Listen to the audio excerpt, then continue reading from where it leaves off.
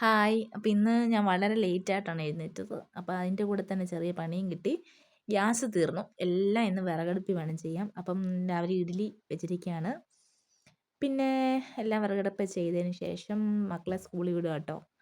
മോനാണ് ഏറ്റവും മടി സ്കൂളിൽ പോകാൻ. അവനിങ്ങനെ എൻ്റെ അടുത്ത് വാചകമടിച്ച് എന്നെ സോപ്പിട്ട് നിൽക്കുകയാണ്. ഇന്നെങ്ങനെ പോകാതിരിക്കുക എന്നുള്ളത്. അതൊന്നും നടക്കത്തില്ലെന്നറിയാം അവന്.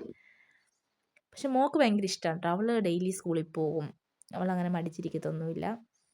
അങ്ങനെ വീടിൻ്റെ അടുത്തുള്ള പിള്ളേരുടെ കൂടെയാണ് അവർ താഴേക്ക് പോകുന്നത്. താഴെയാണ് വണ്ടി വരുന്നത്. അവരെ വിട്ടതിന് ശേഷം ഞാൻ കുറച്ച് നേരം ഫോണിലൊക്കെ തോണ്ടി ഒരു 10-15 മിനിറ്റ് അവിടെ ഇരിക്കും. എന്നിട്ടേ ഞാൻ എൻ്റെ പണി തുടങ്ങത്തുള്ളൂ. ഇത് ഞാൻ മീഷോയിൽ നിന്ന് വാങ്ങിച്ചൊരു ബെഡ്ഷീറ്റാണ് കേട്ടോ. ഇങ്ങനെ ഇൻസ്റ്റാഗ്രാമിലും പിന്നെ യൂട്യൂബിലൊക്കെ ഞാൻ കണ്ടിട്ട് അങ്ങനെ വാങ്ങിച്ചതാണ്.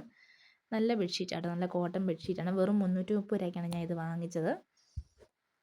ബെഡിലൊക്കെ വിരിച്ചിട്ടു. നല്ല ഭംഗിയുണ്ട് കേട്ടോ കിടക്കുന്ന കാണാൻ. അതിൻ്റെ കൂടെ തന്നെ ചെറിയ 2 പില്ലോയും കൂടെ കിട്ടിയിട്ടുണ്ടായിരുന്നു. പിന്നെ അത്യാവശ്യം പാത്രമൊക്കെ ഒന്ന് കഴുകി വെച്ചു.